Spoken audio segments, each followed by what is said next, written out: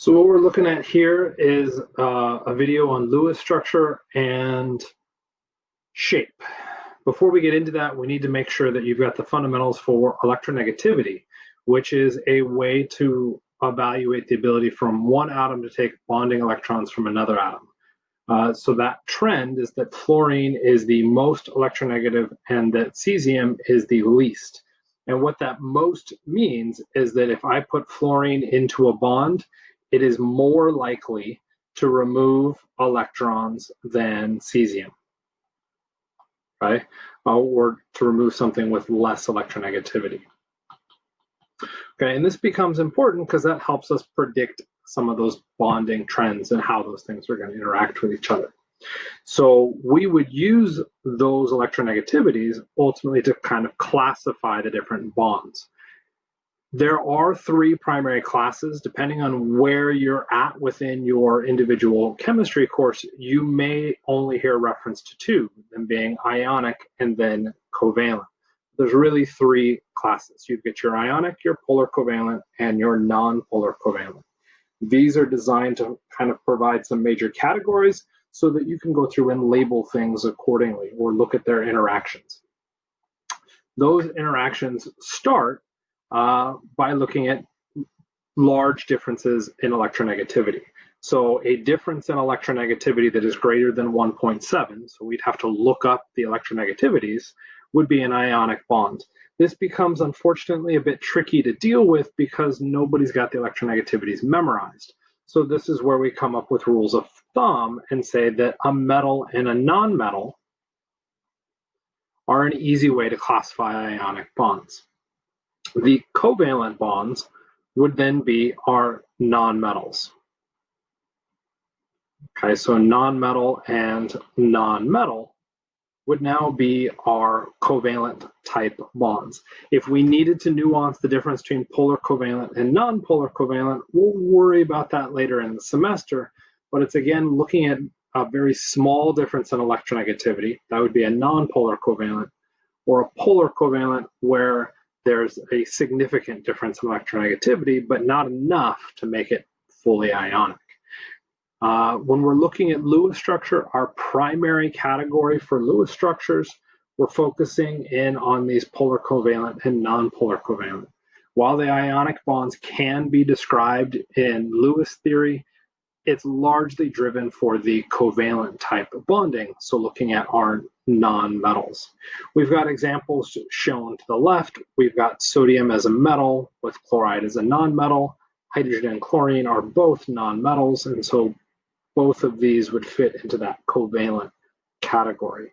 We really need to be able to make sure that you've got these two categories nailed down, so make sure you're familiar with what those trends are so that you can predict these things relatively swiftly. Okay. With that, we move into Lewis structure. And to get an idea of what's happening within Lewis structure is Lewis initially looked at our atomic structure and he wanted to come up with some theory or way to explain how bonds were made. And so at his first approach, what he went through and did is just said, well, we've got two atoms, and atoms, as they come near each other, are then going to somehow interact with each other. They have to get close enough. Well, the most likely thing that's going to interact between those two atoms is going to be the electrons, because those electrons are furthest away from the atom itself. So they're the outermost part of the atomic structure. So we went through and said that we need to look at our valence electrons. So it becomes critical to be able to identify valence electrons when looking at Lewis theory. Remember, our valence electrons can be determined from looking at electron configurations and whatever the highest energy electrons were, highest energy level, or they can be determined by looking at the Roman numerals listed atop the column that the element is located in on our periodic table, and that can help us kind of jump through that. So let's take a look at some quick examples. It was kind of a dumb suggestion because you don't have a periodic table, but if we looked at hydrogen on the periodic table, it's located in column I, Roman numeral I, or depending on your labeling, 1A. What does that mean? Well, that means hydrogen has one valence electron. So if I'm looking at a bond between H and H, I'm going to look at a total of 2 valence electrons. If I move to HF, again, hydrogen's located 1 or 1A, F is located in 17 or VI. Okay? So we could subtract the 10 to get 7, or we can recognize our Roman numeral as 7. So we'd get a total of 8 valence electrons in that case. If we move to methane, feel free to go through and count those out. Look at your periodic table, determine the valence electrons, and we should come up with, interestingly, 8. Go through and take a look at NH3 and H2O. And interesting, in NH3, we also get 8. So we're noticing this pattern, and that's what Lewis noticed as well. So with this pattern, Lewis is like, well, okay, well, what shape carries 8 points? And this is where he came up with using a cube to represent bonding. So if I was going to look at, say, the bonding characteristics between H, hydrogen, and fluorine, I could go through and build these cubes to represent their individual shapes. And if I looked at hydrogen, it has 1 electron on that cube. If I looked at fluorine, well, fluorine has 7 electrons, 1 for each, except for this kind of empty hole. Well, what could be placed into that empty hole? The red could align with it, that purple could align there, and when those 2 electrons are now sharing on that face of that cube, or that edge of the cube, we get a bond, okay? And this is a pretty interesting theory because it worked, and it works quite well.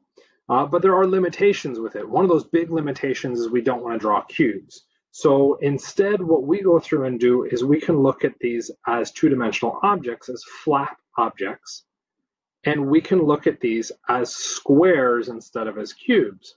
And we're going through and evaluating these systems. We can go through and place 2 electrons on each face of that structure.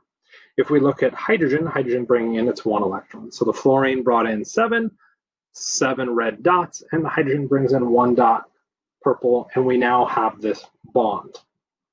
Okay, so we could now represent this as H bond F, ignoring all of these squares around it, and we could draw on all our dots to represent those electrons.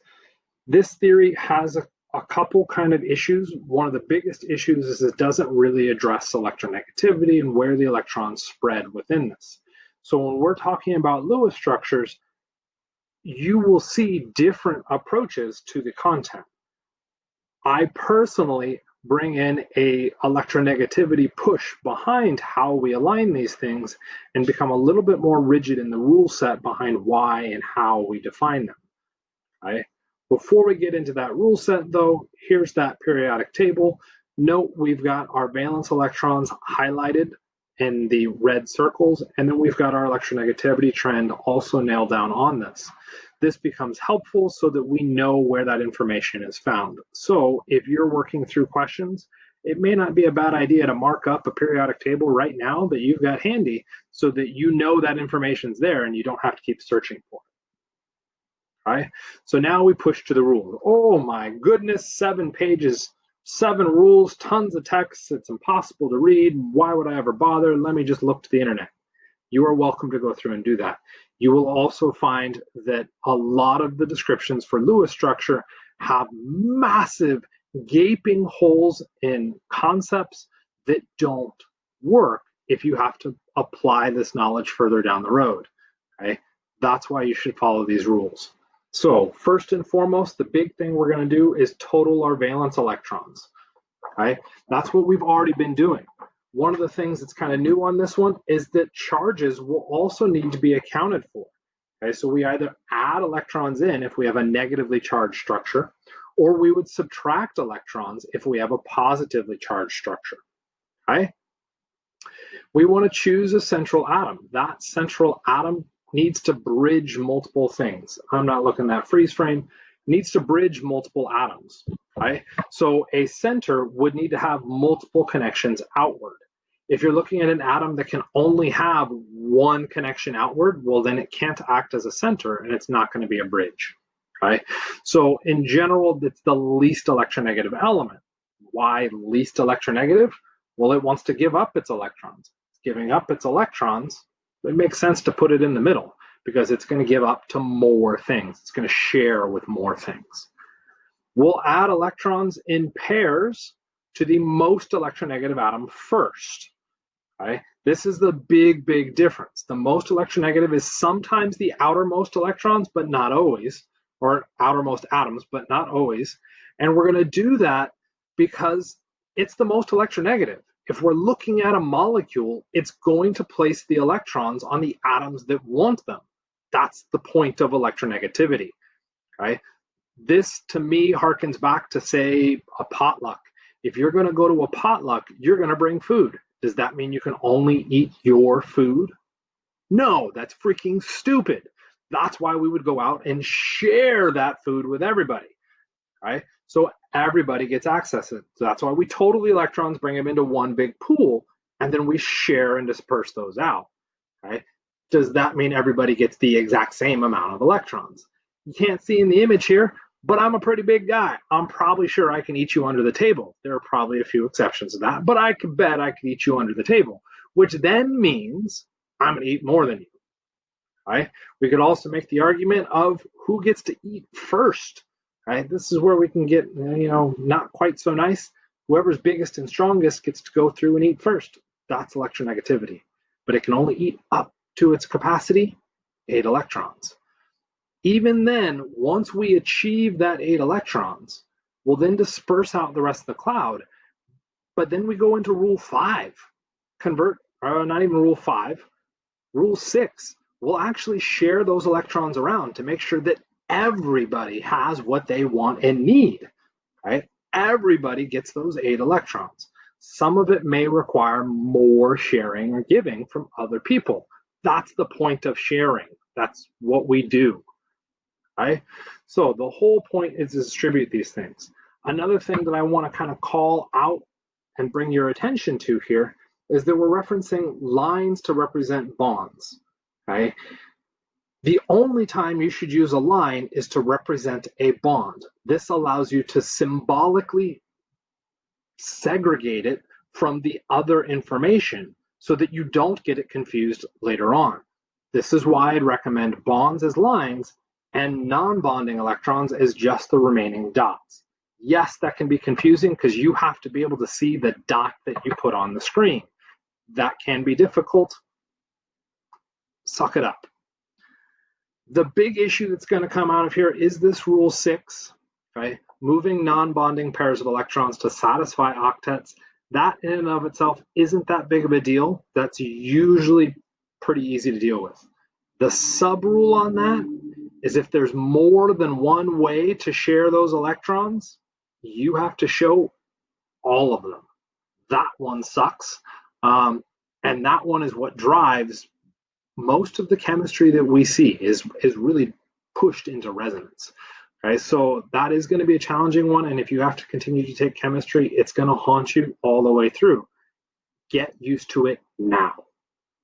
And in the last one, because right now what we're addressing is just a fundamental level of Lewis structure. If your structure had a non-zero formal charge, all you got to do is specify that in the upper right-hand corner. Usually we put brackets around it and just a little charge, and that's it. You'd be done. Right? So let's go through and take a look at some examples of these.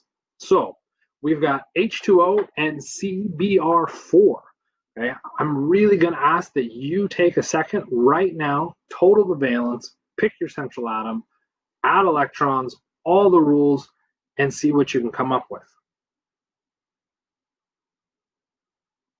You thought you paused it, didn't you? That's because you should have paused it. You should hit that space bar right now, pause it, do the work. Okay, I'm going to trust that you did that, and we'll go through and we'll take a look at one of these. H2O. We start that out with hydrogen. Hydrogen has 1 valence electrons, but there are 2 of them. That's what that subscript 2 means. Oxygen comes in with 6 valence electrons. This gets us 2 and 6, a total of 8 valence electrons. I now need to pick a center atom. Hydrogen's not a bad guess because it is low in electronegativity. However, Hydrogen can't bridge. Hydrogen can only hold 2 electrons around it, and this has to do with its electron configuration. It only has access to that 1s orbital, which caps out at 2 electrons. This means oxygen has to come in as the center atom. This means my hydrogens, I will go ahead and scatter around that oxygen. This can come in handy a little bit later. Generally, I like to box the center atom, okay? It harkens back to Lewis theory. It really kind of holds roots into that. Okay, so we've got that box around that center atom. We can now place my 8 electrons, and I'm going to place them on the faces of that square that I drew around it. It doesn't really matter where I place them on those faces, because oxygen, being the most electronegative, is going to get 8 electrons. This is why we call it the octet rule. We're really pushing for those 8 electrons. Why 8? Second energy level, 8 total electrons. That's why. Lewis picked that and started with that as his fundamental for this. Anywhere I have a pair of electrons between atoms, I will go ahead and erase, and I will turn into a line to represent the bond. Now I want to move electrons to satisfy octets. Well, oxygen already has 2, 4, 6, 8 electrons around it, so it's fine. If we go through and look at the hydrogen, well, the hydrogen has just 2 electrons around it. It doesn't have 8, okay? However, again, hydrogen's capped at 2. Okay, this is sometimes known as the duet rule, which is dumb, but it makes sense. 2 electrons. So hydrogen can only have 2 electrons. Its octet is satisfied. The other hydrogen also only has 2 electrons. This does mean that we're double counting the electrons in that bond. That's fine. They're shared. That's the point of a bond. Sharing electrons. Everybody gets access. What does this mean? We now have everything with a satisfied octet. We're good to run. This is the final structure for H2O, or final Lewis structure for H2O. For those of you wondering, couldn't you have drawn the hydrogen down here? Yes, you absolutely could have. Right? That is not a resonance structure, because what you've done is moved to the location of an atom-ish. Okay, you've changed where you've drawn that. When you're looking at resonance, the only thing you can move are electrons. Your atoms get pinned in their individual locations and they don't shift around. This would be an equal representation as a Lewis structure, because Lewis doesn't explain where things are spatially. So we don't have to worry about that yet. Okay, so with that, we got a little bit of work there. I'll let you go through and attempt to do CBr4, right, or tetrabromomethane. Right. Hopefully you're able to do that one okay. We'll go through and talk about that if you've got questions in class. But now what I want you to do, again, this is a tricky one, and it is going to pop up a little quiz question here. I want you to try and do SO3. We will solve it together right after you try it now. Okay. So we're going to take a look at SO3. Sulfur comes in with 6 electrons. Oxygen comes in with 6 electrons. There's 3 oxygens, which gets me 18. I need a total of 24 electrons going into my structure. Based off of electronegativity, oxygen is more electronegative than the sulfur, which means sulfur needs to be the center one. So I'll place my sulfur, oxygen, oxygen, oxygen.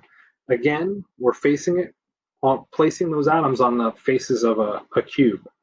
I now want to start placing my electrons into my structure. Again, I'm going to start placing them on the oxygens, because oxygen is more electronegative. 2, 4, 6, 8, 10, 12, 14, 16, 18, 20, 22, 24. I've got all 24 electrons placed, so now anywhere I have a pair of electrons between atoms, I can turn into a bond, bond, bond, bond. Sweet. I'm now looking at a pretty decent structure. So now what I want to do is evaluate octets, and if I go through and take a look at that sulfur, 2, 4, 6 needs 8. Right? This is the first mistake that students make. They go through, sulfur, Missing electrons, here's 2 more electrons, now it's good. The problem with that, count your electrons. We started with 24, not 26. Okay, so I can't just place 2 electrons in there. Next mistake students do. Well, it says to move electrons. Well, I'm going to take this pair of electrons and I'm no longer going to have it there. I'm going to put it on the sulfur, so the sulfur has its octet. That is now also problematic because oxygen is now missing its octet. Okay, so that doesn't work either. So how can I ensure that sulfur has access, and access is an important word here, to all 8 of its octet electrons? Well, I'm going to move that pair of electrons not to the sulfur, but to the space between the sulfur and the oxygen. Okay? By placing that pair of electrons in between, I now have a pair of electrons between atoms, and that turns into a bond. When I now go through to count my electrons around that sulfur, each of those lines represented 2 electrons. I now have 8 electrons around the sulfur, and I've achieved its octet. I also haven't messed with the octet on the oxygen. 2, 4, 6, 8 electrons. So now all of my atoms have their octets, and what I now have is a valid Lewis structure, whoops, as I started to erase some electrons, for SO3, or sulfur trioxide. Nice long pause there.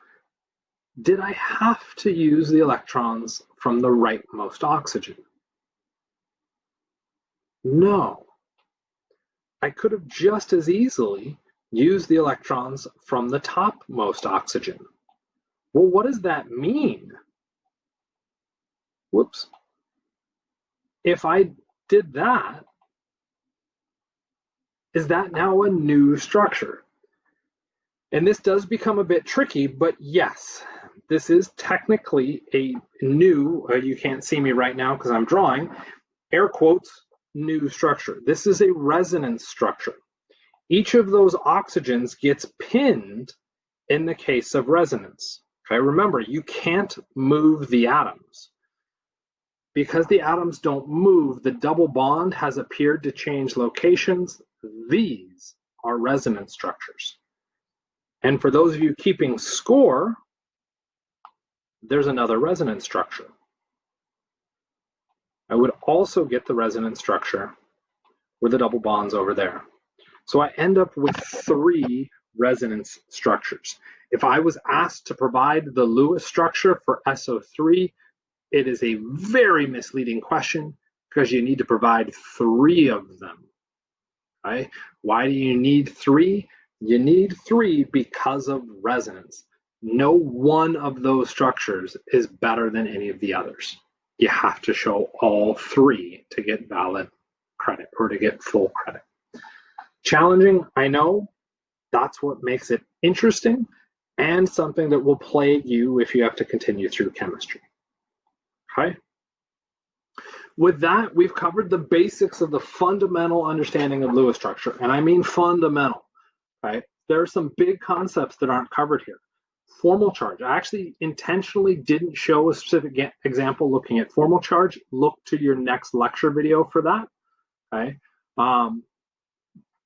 Also, at a fundamental level, you're not required to calculate or determine formal charge. That's going to show up in a section at the end of this video. You are welcome to stick through that if you want, if you're in fundamental. The other thing that I did not address is a ranking of quality of Lewis structures. Right? That ranking of quality really requires an understanding of formal charge. Otherwise, you're just making stuff up. So if an instructor told you that one of those things were wrong but didn't address formal charge, they're making stuff up. Right? So the ranking of quality deals with formal charge. The biggest rule that you have to remember all the way through OChem, satisfy octets. Octets, octets, octets. That means 8. It's important. You need them. Okay? And the last one, kind of a little bit wishy-washy. You can minimize charge even if you exceed octet. Don't minimize, but exceed. Neat. Okay. Before we end this, though, we have to cover the other big half of this topic, and that's looking at the shapes of molecules. While Lewis structures do a great job of showing where those bonds are located or how many bonds, it doesn't say the relative space. Okay. Remember when we went through and looked at water, we said we could have looked at it like this as a valid Lewis structure, or we could have looked at it as this as a valid Lewis structure. Both of those accurately represent the bonding and non-bonding patterns for water, but it doesn't show where those bonds are in three-dimensional space. If we move to something more advanced like methane or CH4, things get even more crazy. Okay, so that's where we have to introduce a new theory. That new theory is the valence shell electron pair repulsion theory, also known as VSEPR. VSEPR does a very good job of predicting the relative shape of molecules, and it is pretty solid. What it's ultimately basing it off of is that our electrons are trying to get away from each other. So if we look at each of the bonds in a molecule as trying to get away from each other, what is the furthest away from each other they could get? That then becomes the shape of our molecule. Why this becomes extra tricky? 3 dimensions. We're working in a 3-dimensional world, and if we looked at, say, methane as an example down below with that CH4, you might say, well, aren't these all 90 degrees? No, they aren't all 90 degrees. Those two are 180 degrees from each other. So that drawing doesn't accurately reflect the geometry of those bonds. For them to all be equal, the bond angle has to become 109.5, right? Which geometry, trig, whatever you want to do, you can look at it. And that's where you result with that GIF spinning in the middle with that 3-dimensional representation. It looks cool. It's also usually the bane of an organic chemistry student's understanding of chemistry. Right? If we then push down and look at other examples, other things are going to pop up. Bonding electrons versus non-bonding electrons. So valence shell electron pair repulsion theory does a good job of showing where these things are, but then there's stages within it. We get what's known as electron geometry. We just say, where are their electrons? And I don't care if they're bonds or non-bonds. And then molecular geometry, where now I'm like, well, I don't really care if they're not bonding. I just care about where the bonds are forced to be. That doesn't mean I ignore the pairs of electrons that aren't bonds. It just means that the shape that's forced out of that, I'm only looking at where the bonds end up. Okay, so it's kind of a blend of both. This really does hinge on your ability to then identify what is bonding and what is non-bonding and what are groups of electrons. Right? So what is an electron group? Well, electron groups are electrons present on any given face of a cube. Remember Lewis theory. Right? So if I picked, remember how I said it was important to box that center atom? Here it is. If I picked my atom as the center, my center atom in the middle there, and I just look at each face of the cube, I'm missing one. I'm missing the one directly in front of us. Right? I just have to identify if there are electrons present. And the key word here is electrons. Electrons can be bonds. Electrons can be multiple bonds. I don't care. Are there electrons? Right? Based off of that answer, I would then get categorized according to the groups shown on this page. If you're talking fundamental chemistry or organic chemistry, we really only care about the left-hand side of the screen. Electron groups 1, 2, 3, 4, up to tetrahedral. 5 and 6, confusing. Organic chemists can't count that high. They lost a finger when they were working with diazomethane. Right? So let's look at methane. If I look at the structure for methane, I want to talk about the geometry typically of the center atom. Are there electrons on the top face? Well, that's a bond. Yes, yes, yes, yes. That carbon is then tetrahedral. Right?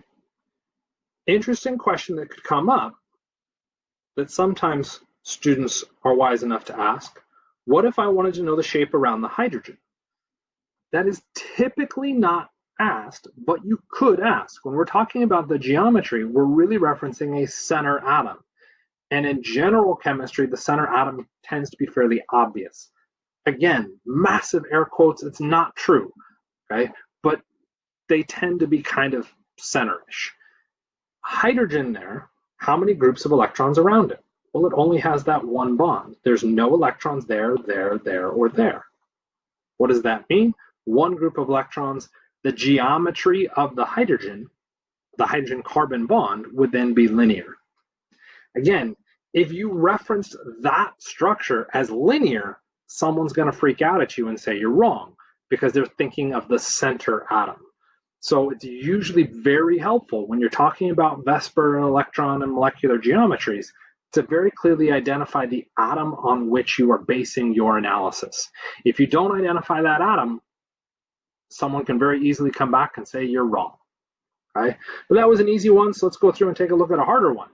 Okay? So we'll run the same analysis here. I want you to identify the electron geometry for the carbon, the hydrogen, and the oxygen. Go. Hopefully you're back and you were able to identify at least some of those. I honestly don't know if I asked you all or not. Okay? Center atom for our carbon, electron groups. Yes, yes, yes, no. 3 electron groups. That carbon is trigonal planar. Okay? For those of you being like, but there's 2 lines. Did I say it mattered how many electrons? I just said, are there electrons present? Yes. Okay? And those electrons are present on the same face of that cube. For those of you wondering, well, doesn't a cube have 6 sides? Don't I need to worry about all those other sides? Yes, if you're not in fundamental chemistry, because then you have to worry about 5 groups and 6 groups of electrons. If you're in Chem 130 in Mike's class, the dude talking to you right now, you don't need to worry about those. Okay? If you're in somebody else's class looking at this, awesome. Thanks for watching. Okay? Let's go through and take a look at the oxygen now. How many groups of electrons around it? Well, no, yes, yes, yes, which means the oxygen is also trigonal planar. How about our hydrogen? Yes, no, no, no. We'd call it linear. I want to draw your attention to something. Let's take a look at the oxygen versus the hydrogen. Aren't they only bonded to one other atom? Why do they have different geometries? They have different electron geometries. What is the molecular geometry? Okay, if you're referencing the number of atoms that are connected, you're not looking at electron geometry, you're looking at molecular geometry. And that would be our next concept. If we try to draw out the Lewis structure for NH3, go! Cool. Hopefully what you were able to end up with is that we have NH3, okay? And if we were to draw out its structure, we have electrons, electrons, electrons, electrons. We might go through and call that tetrahedral. And it turns out that the bond angle between there isn't actually 109.5. Right? And that seems a little bit weird. It's less than 109.5. I think I did, yeah. Right? Why did it change? Well, it changed because this group of electrons is different than these groups of electrons, right? Which means that repulsive force that we're talking about with VSEPR theory is slightly askew, which means we don't get a perfect tetrahedral shape. We would get something similar to it, but not the same, okay? That's now referencing our molecular geometry. And that's because the non-bonding pair of electrons is different than a bonding pair. Okay, to give you an idea, a non-bonding pair of electrons is like $5 that you have. Okay? If you went to the store, you could buy something that cost $5. Okay? But if that $5 was something you were sharing with your sibling or your spouse, can you just walk into the store and buy whatever that object was for $5? it's now going to change because you don't have the whole $5. You have a contribution to it. You're sharing that with somebody else. That changes how you can manipulate and use that money. Same thing happens with the electrons. Okay? How does that end up changing? Well, it explodes the amount of shapes and the names that come with these. Okay? So that's where we're seeing all these other things. And if you look particularly down low, right? Almost everybody goes and looks at these things. Sawhorse, what the hell's a T-shaped? Okay, linear is okay. Square pyramidal, square planar. Oh my God, what are these names in reference to? And you're right, those would be confusing for anybody taking general chemistry, not fundamental and not OChem. Because in fundamental and OChem, we can't count that high. And we keep our focus up here. Okay, so we really only introduce 3-ish new terms: trigonal, pyramidal, and bent. Okay, and so we could then apply that knowledge out to what we've already done for Lewis structure. So because we already drew it for water, if you remember, we drew out water in 2 potential ways. Right? And I said both of those were valid Lewis structures, and they are. Are they both equally valid at representing the molecule? Well, the molecule is bent geometry. When we go through and look at the groups of electrons, we have 2 non-bonding pairs, and we have 2 bonding pairs. That best matches the bent geometry.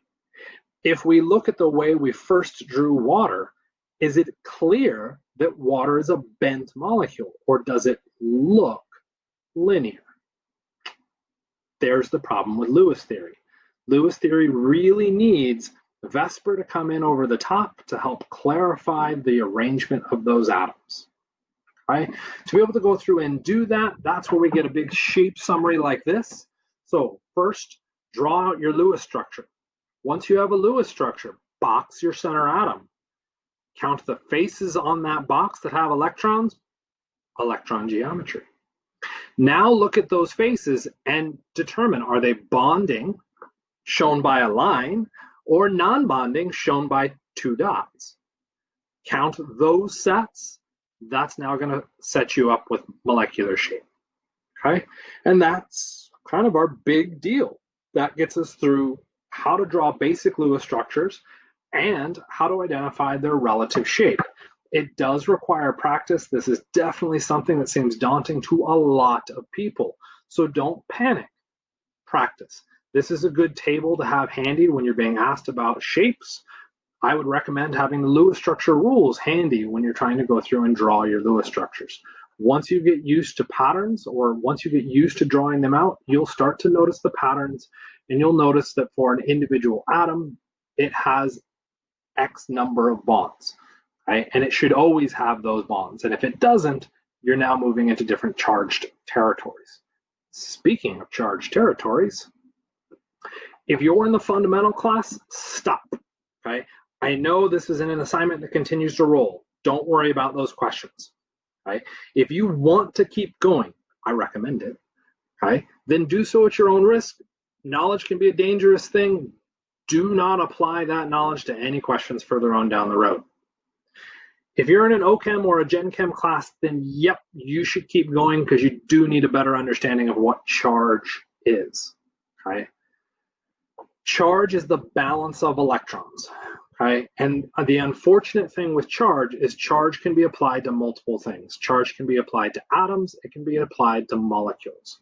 When we're talking about charge here, we're applying it kind of to both atoms and molecules. So charge will be used to add or subtract total valence electrons. So let's throw up a quick example here. If I were to look at the complex ion hydroxide, OH minus, oxygen brings me 6 valence, hydrogen brings me 1. This charge, to be negative, I have to have more electrons. So I add 1 electron. My total electrons now come out to be 8 for hydroxide. This is how charge is being used to add electrons to our count. But what if we had a positively charged thing like NH4+ with a complex ion ammonium? Well, nitrogen comes in with 5, hydrogen comes in with 1, there's 4 of them, and then the charge is positive. To become positive, we had to have lost an electron. So I need to subtract. My total electrons now, when looking at the structure for ammonium, is going to be 8 electrons, or valence electrons going into my structure. Okay? That's how we deal with charge and just totaling our valence. Lewis structure's whole point is to show how those electrons are distributed through the molecule. Right? This means that certain atoms have the potential to accumulate more electrons than they brought in, right? And hold them. This is going to bring in a concept of formal charge or oxidation state. Formal charge shows how those electrons are distributed to atoms when I'm looking at a bond and identifying it as perfectly covalent, so non-polar covalent. Insanely rare, but that's what formal charge is doing. Oxidation state says how are those electrons distributed to the atoms if it's a perfectly ionic bond, also equally insanely rare. So which of these two systems should I really be using when trying to determine things? Well, what we go through and use is formal charge, right? That happens to be the most convenient to manipulate reactivity between molecules and intermolecular forces, so we stick with looking at formal charge. Formal charge is calculated by taking your valence electrons, you subtract your non-bonding electrons, and then I'm going to commit the sin of all sins and change units, subtract the number of bonds. This formula is different than you will find in most textbooks, particularly Gen Chem textbooks, because units are the god in Gen Chem, and so changing the unit system becomes problematic. However, I like OChem. I don't care about, I do care about units, but not that much, and I prefer a simpler or a more simple formula to being beholden to units. So, formal charge. We looked at this SO3 molecule, and we drew this out, and in fact, we had 3 structures that we could reference. Right? Before we look at those 3 structures, let's look at this concept of formal charge. Formal charge is valence electrons minus non-bonding minus bonds to go through and determine everything. So when I go through and look at this structure, hopefully what you see is we get 2 oxygens that come out the same, a sulfur and a different oxygen. So let's take a look at the blue oxygen. Well, valence electrons, oxygen comes in with 6. Non-bonding electrons. There are 4 non-bonding electrons. 1, 2, 3, 4. This isn't talking about pairs, just how many electrons. Minus the number of bonds. There are 2 bonds. This gets me 0. 6 minus 4 minus 2, 0. So the formal charge on that oxygen is 0. If I get a 0 formal charge, I don't need to specify anything because nothing's different, new, or interesting. If we go through and look at a red oxygen, 6 minus non-bonding electrons, 6 minus bonds, 1, and we end up with a -1. This is a non-zero formal charge. I need to assign it to the individual atom. I would do that by writing the charge as close to the atom as possible. Ideally, you circle it so that it's differentiated from the rest of the molecule. Okay, we don't confuse it for a bond. If we went through and did sulfur, and by if, I mean your turn, 6 minus 4 minus 0, we would get a +2 charge. So we would have to go through and specify a +2. That's formal charge, right? We use this with the rules that we identified earlier about deciding what are good or bad. And one of those rules, if you remember, I know it was a ways ago, we want to minimize formal charge. So what I can do is I can take a pair of electrons, right? And remember what we went through and showed here. I need to reveal the structure underneath. I could go through and take a pair of electrons from one of those oxygens, and I could turn it into a bond with the sulfur. The result is the oxygen becomes neutral, or that oxygen becomes neutral. The other, whoops, of course I moved things. The other oxygen is still negative, and our sulfur would now be a +1. Why is it a +1?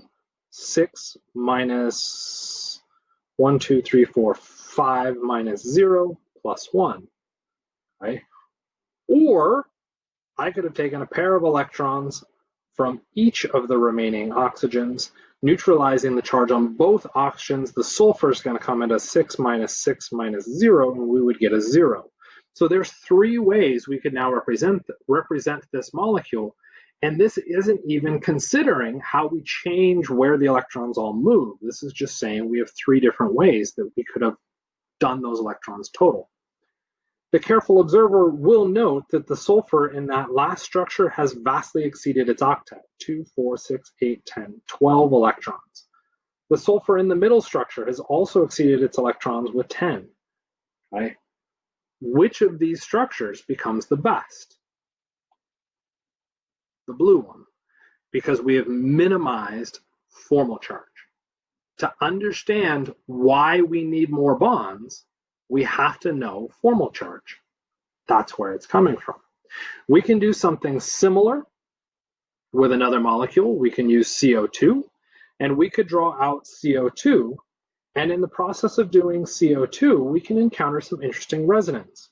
We could go through and remove a pair of electrons and put the double bond there. I'm going to bet that if I ask the question, you're going to place the next double bond on the other side. But couldn't I have just as easily drawn it here? Why is this structure so bad and never shown? Formal charge. Go through and assign the formal charge to each of the atoms in CO2, and that should hopefully help you see why that's a bad structure. So with that, the good versus the bad, formal charge, we're assigning all of those charges. Okay, and what we're trying to do when we draw Lewis structures is to draw the best structure we possibly can. This is why we complete octets, and this is why we minimize charge. Okay, the less formal charge in a structure, or the more appropriately placed formal charge, the better. If all of those structures that we've done are equal, as in I can't tell a difference between octets or where charge is located, or they all have the same formal charge, then that is my official case for where resonance has happened, and I need to show all of those when looking at the individual picture. Okay? And that becomes a much more challenging question, but that's where OChem comes in, and that's where OChem becomes fun. Okay. With that, I'm pretty sure I'm done. So I'm going to go ahead and click next just to see. Nothing happened. So thank you for listening all the way through that. Hopefully that was helpful, and good luck.